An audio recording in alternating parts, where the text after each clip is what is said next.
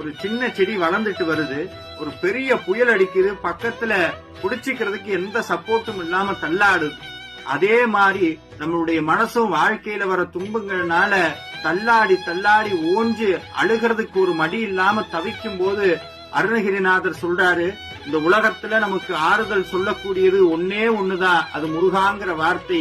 நம்ம மடியில படுத்து அழுகிறதுக்கு ஒரே ஒரு உறவு தான், அது முருகனுடைய உறவுன்னு கத்தி முருகனை கூப்பிடுறாரு நமக்காக.